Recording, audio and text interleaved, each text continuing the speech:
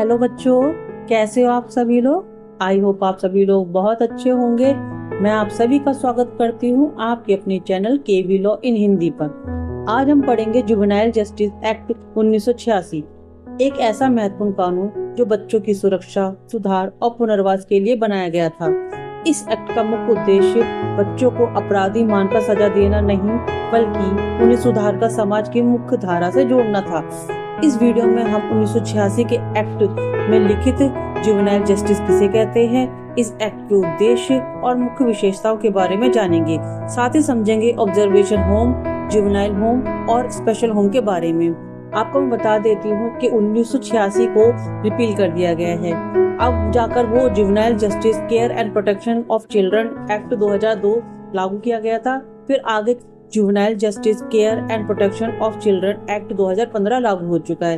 तो आगे की वीडियो में हम 2015 का जो एक्ट है जुवेनाइल जस्टिस का, उसे हम इस सेक्शन वाइज समझेंगे। हम नए सेक्शन को समझे इससे पहले हमें पता होना चाहिए कि जो कानून था 1986 का, उसमें जुवेनाइल जस्टिस के अंदर कौन कौन से कानून लागू किए गए थे, उनके अंदर क्या क्या जो थी धाराएं थी। ठीक है, तो उनको समझेंगे, उनमें कौन कौन से कानून थे, किस तरीके से उनको रिपील किया गया, क्यों रिपील किया गया। ठीक है, तो उसे हम समझेंगे। तो आज की वीडियो आई होप आपको समझ में आएगी, पसंद आएगी। तो आप मेरे चैनल को सब्सक्राइब कर लीजिए ताकि आगे वाला जो हमारा वीडियो है वो आप तक पहुंच जाए। जुवेनाइल, जुवेनाइल का मतलब होता है किशोर। जुवेनाइल का अर्थ होता है अवयस्क यानी माइनर बच्चा। कानून की भाषा में ऐसा बच्चा जिसकी आयु निर्धारित सीमा से कम हो, उसे जुवेनाइल कहा जाता है। ये सेक्शन 2H में दिया गया है। ठीक है, तो जुवेनाइल का मतलब होता है एक ऐसा बच्चा जिसकी जो निर्धारित आयु है हमारे देश में वयस्क की, वो है 18 साल। ठीक है, तो 18 साल से छोटा बच्चा जो भी होगा वो जुवेनाइल कहलाएगा। लेकिन ये 18 साल से उम्र जो थी वो 1986 के कानून में नहीं दी गई थी। उसके अंदर जो बॉय था यानी लड़का था, उसकी आयु जो निश्चित की गई थी जुवेनाइल की, वो 16 वर्ष की थी। और जो लड़की जुवेनाइल थी उसके लिए जो आयु निर्धारित की थी वो 18 वर्ष की गई थी। ठीक है, तो एक ऐसा बच्चा जिसकी उम्र 18 साल से कम हो, या उसने कोई अपराध किया हो, या उसे सुरक्षा या देखभाल की जरूरत हो, तो उसे जुवेनाइल यानी किशोर माना जाता है। जेजे एक्ट 1986 या जेजे का फुल फॉर्म है जुवेनाइल जस्टिस एक्ट। ठीक है, तो उसकी आयु की जो सीमा थी वो निर्धारित की गई थी। मैंने आपको बताया कि लड़का जो था उसकी 16 वर्ष यानी 16 वर्ष का जो बच्चा था वो लड़का था, उसे हम जुवेनाइल समझते थे। और जो लड़की थी 18 वर्ष से कम की, उसे हम जुवेनाइल समझते थे। ठीक है, तो यदि कोई लड़का 16 वर्ष से कम आयु का था तो उसे जुवेनाइल किशोर माना जाता था, और यदि कोई लड़की 18 वर्ष से कम आयु की थी तो उसे जुवेनाइल किशोर माना जाता है। ठीक है, तो धारा 2E यानी अपचारिक किशोर यानी डेलिक्वेंट जुवेनाइल को परिभाषित करती है, जिसका अर्थ है कि वह किशोर जिसने कोई अपराध किया हो। ठीक है, और धारा 2I उपेक्षित किशोर यानी नेग्लेक्टेड जुवेनाइल, जिसे देखभाल और संरक्षण की आवश्यकता होती है, यानी जिसे छोड़ दिया जाता है, उपेक्षित कर दिया जाता है, इग्नोर कर दिया जाता है। ठीक है, जुवेनाइल जस्टिस एक्ट 1986 भारत में बच्चों से संबंधित अपराध और उनकी सुरक्षा के लिए किशोर अधिनियम बनाया गया था। ठीक, इसका उद्देश्य बच्चों को सुधारना, सुरक्षा देना, उनका पुनर्वास करना था। ठीक है, यानी जो बच्चे थे जो छोटे छोटे अपराध करते थे या गंभीर अपराध भी करते थे, उनको जेलों में नहीं डाला जाता था। ये कानून इसलिए बनाया गया था ताकि जो बच्चे हैं उनके लिए अलग सुरक्षा अधिनियम बनाए जाए, ताकि जो अपराधी बच्चे थे उनको वयस्कों के साथ में समान जेल में ना डाला जाए, उनको जेल में न रखकर सुधार गृह में रखा जाता है। सुधार गृह का मतलब होता है कि ऐसी जगह जहाँ पर बच्चों में सुधार किया जाता है, उन्हें सिखाया जाता है क्या गलत है क्या सही है, उनकी पढ़ाई की करवाई जाती है। ठीक है, और उन्हें अपराधी नहीं, मतलब एक बच्चा जो होता है उसे सुधारने के तरीके से वहां पर उसे रखा जाता है, उसको सुरक्षा दी जाती है। ठीक है, और ऐसे बच्चे जब सुधर जाते हैं तो समाज उन्हें एक्सेप्ट नहीं करता। ठीक है, जेल से जाने के बाद या सुधार गृह से जाने के बाद भी कभी भी आपने देखा होगा बड़े लोगों को ये एक्सेप्ट नहीं करते, वो छोटे बच्चे होते हैं, उनको मानसिक पीड़ा और मानसिक रूप से ये आहत होते हैं। ठीक है, तो इन लोगों को समाज में वापस पुनः स्थापित करने के लिए भी जो एक्ट है वो कार्य करता था। किशोर न्याय अधिनियम जुवेनाइल जस्टिस 1986 से पहले किशोर व्यक्तियों के लिए बाल अधिनियम 1960 यानी चिल्ड्रन एक्ट बना था। ठीक है, तो परंतु उसके प्रावधानों द्वारा किशोर अपराधियों को सुधारना कठिन सा प्रतीत हो रहा था। ठीक है, डिफिकल्ट लग रहा था। इसी कारण से इस अधिनियम को लाया गया था। यानी जब पुराना कानून जो था हमारा चिल्ड्रन एक्ट 1960 वो प्रभावी नहीं हुआ, उससे कोई रिलीफ नहीं हुआ, तब जाके 1986 का जो है किशोर न्याय अधिनियम लाया गया था। अब देखते हैं किशोर न्याय अधिनियम के उद्देश्य क्या है। पहला है बच्चों की सुरक्षा करना, प्रोटेक्शन ऑफ चिल्ड्रन। इस एक्ट यानी इस अधिनियम का पहला उद्देश्य था बच्चों को शोषण से बचाना, हिंसा से बचाना, उनकी उपेक्षा, जो बच्चे उपेक्षित बच्चे होते हैं, इन्हें छोड़ दिया जाता है, पेरेंट्स द्वारा छोड़ दिया जाता है, रिलेटिव द्वारा छोड़ दिया जाता है, और गलत वातावरण से बचाना था। ठीक है, गलत वातावरण यानी ऐसी जगह जहां पर बच्चों के लिए जो बच्चों के लिए सही नहीं होता, चाहे वो मानसिक रूप से हो या शारीरिक रूप से हो, या ऐसा वातावरण जहाँ शराब वगैरह होती हो या गलत काम होते हो। ठीक है, जहाँ पे ऐसे वातावरण से बच्चों को बचाकर उन्हें सुरक्षित रखना।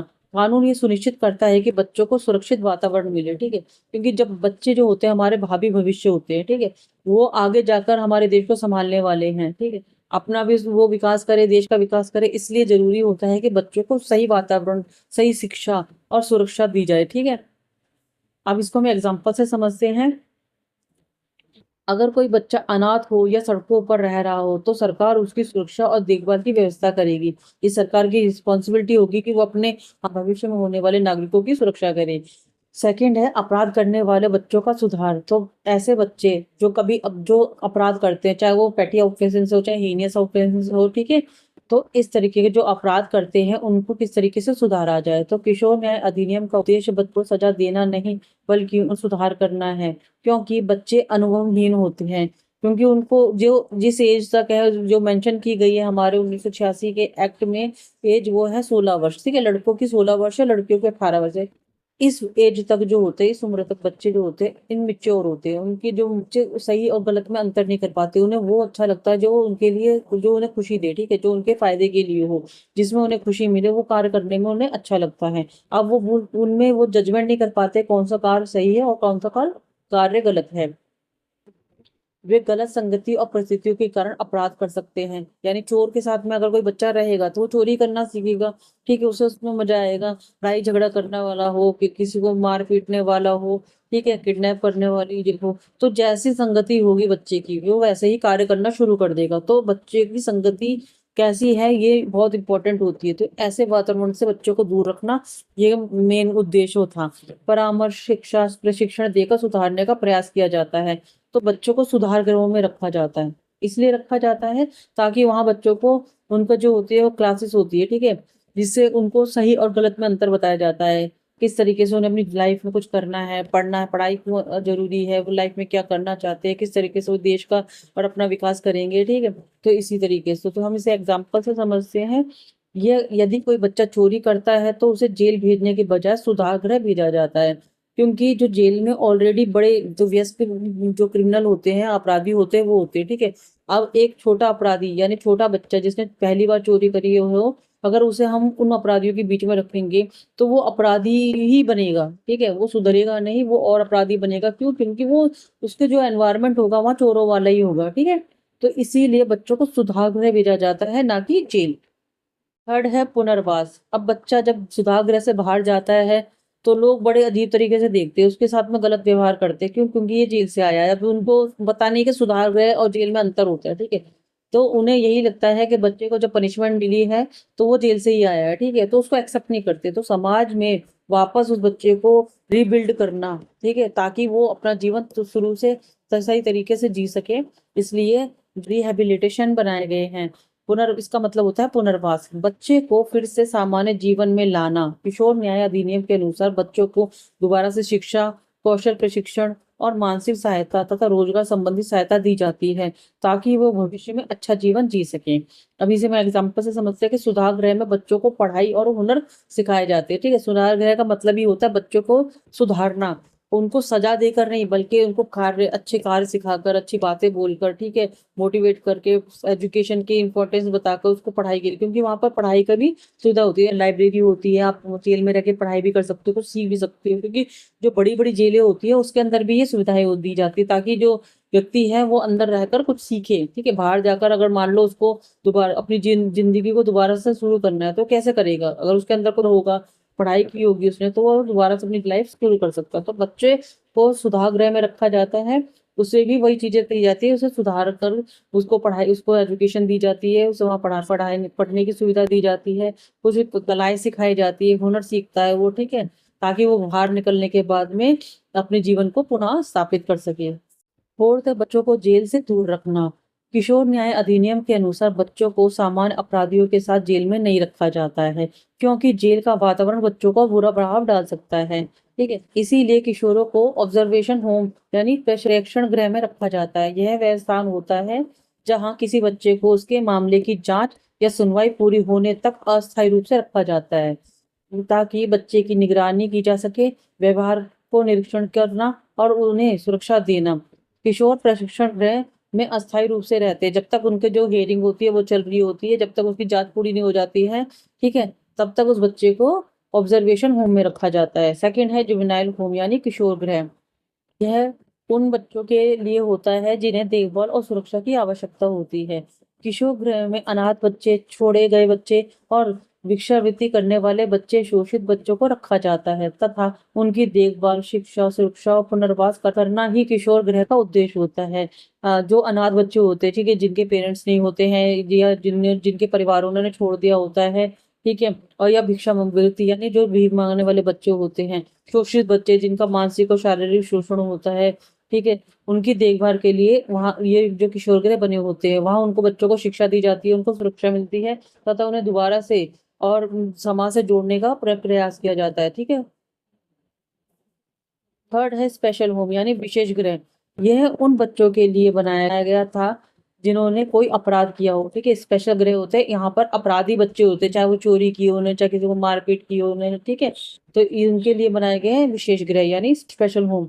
विशेष गृह का उद्देश्य किशोरों को सुधारना, उन्हें अनुशासन सिखाना और शिक्षा तथा प्रशिक्षण देना, ताकि उन्हें से किशोर अपना भविष्य उज्जवल बना सके। ठीक है, ये जो होम्स बनाए गए हैं, इनका अर्थ यही है कि जो ये बच्चे हैं, चाहे उन्होंने अपराध किया हो, चाहे वो छोड़े गए हो, ठीक है, या फिर जिनके ऊपर केसेस चल रहे हो, ठीक, उन उनके लिए ये सुरक्षा गृह होती है। ठीक है, यहाँ पर वो लोग अपना विकास करते हैं, पढ़ते हैं, भविष्य के लिए तैयार होते हैं एक भावी नागरिक बनने के लिए। ठीक है, अब देखते हैं किशोर अधिनियम की विशेषताएं 1986। ठीक है, तो जो हमारे 1986 की विशेषताएं हैं वो हम एक एक करके समझेंगे। पहला है किशोर न्याय अधिनियम 1986 में किशोर न्याय कि किशोरों की देखभाल और संरक्षण अधिनियम 1986 भारत में बच्चों के संरक्षण का एक ऐतिहासिक कानून था। ठीक है, तो इससे पहले चिल्ड्रन एक्ट 1960 था, उसके अंदर कुछ कमियां रही होंगी जिसकी वजह से 1986 लाया गया था। अब 1986 में भी कुछ कमियां रही होंगी जिसकी वजह से 2000 में जो एक्ट लाया गया। ठीक है, भारत में बच्चों के संरक्षण और का एक ऐतिहासिक कानून था, जो विशेष रूप से कानून के साथ संघर्ष, देखभाल की आवश्यकता वाले बच्चों के लिए लाया गया था। यानी ये जो है, जो अपराधी बच्चे थे, ये उनके लिए एक्ट लेके आया गया था। इसका मुख्य उद्देश्य बच्चों को सुधारना, उनका पुनर्वास करना तथा उन्हें सामान्य जेलों से बचाना था। ठीक है, इसका उद्देश्य यही था कि जो अपराधी बच्चे हैं उन्हें जो नॉर्मल जेल होती है, जो वयस्कों की जेल होती है, ठीक है, उन जेलों से बचाकर सुधार गृह में रखना। ठीक है, इसका मतलब यही था कि जो सुधार गृह इसलिए बनाए गए थे ताकि वो जो छोटे अपराधी होते हैं, जो बच्चे अपराधी होते हैं, बाल अपराधी, किशोर अपराधी, उसमें उनको रखा जाता है। 1986 अधिनियम की मुख्य विशेषताएं हैं। पहला है दो स्तरीय वर्गीकरण।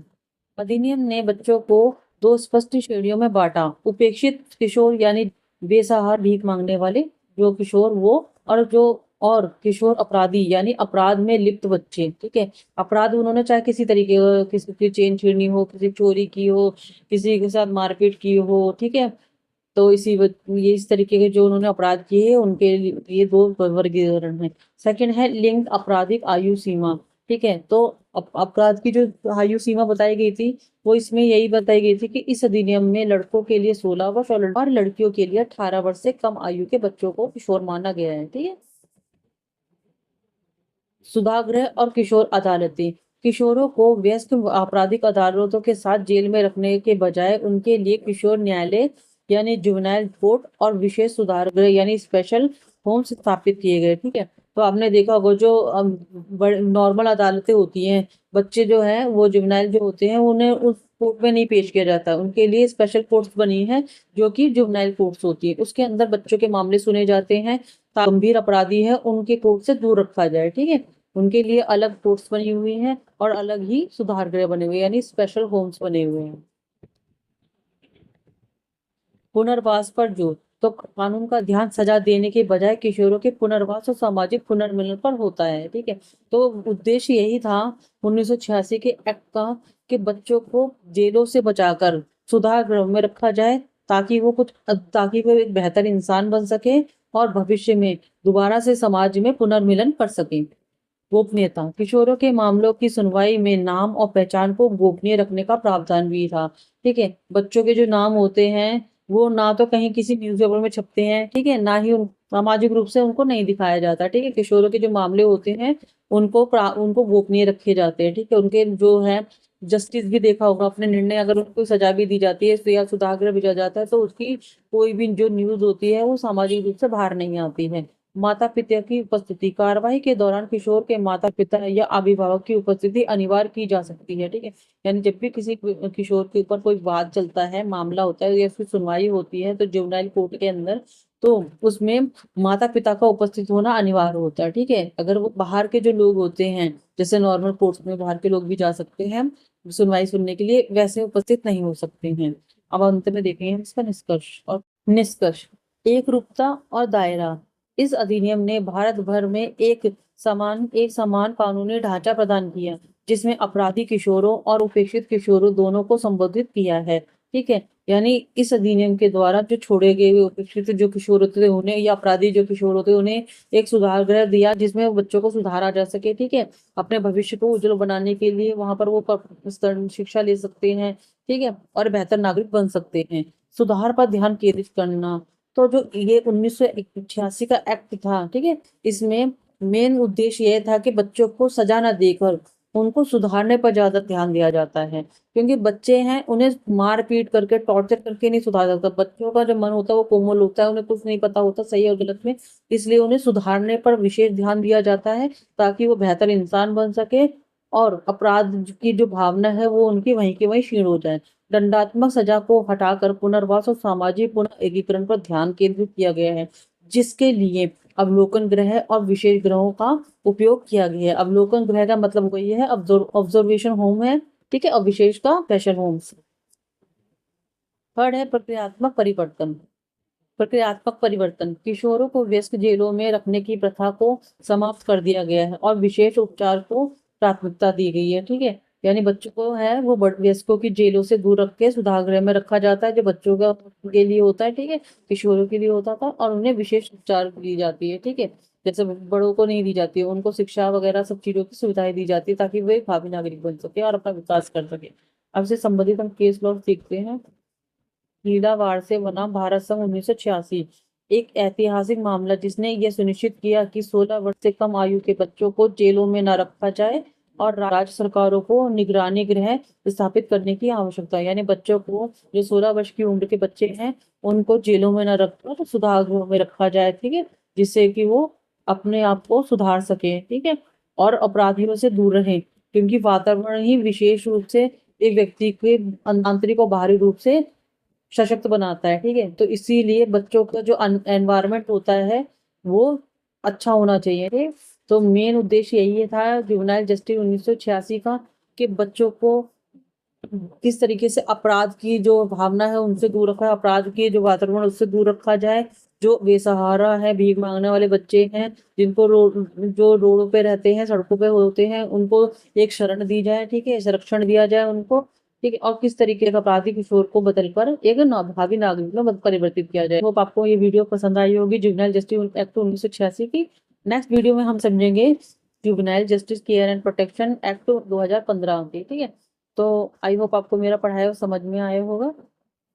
अगर आपको मेरा पढ़ाया हुआ समझ में आता है तो आप मेरे चैनल को लाइक कर सकते हैं, सब्सक्राइब कर सकते हैं और अपने दोस्तों के साथ शेयर कर सकते हैं। मिलते हैं अगली वीडियो में, तब तक के लिए राधे राधे।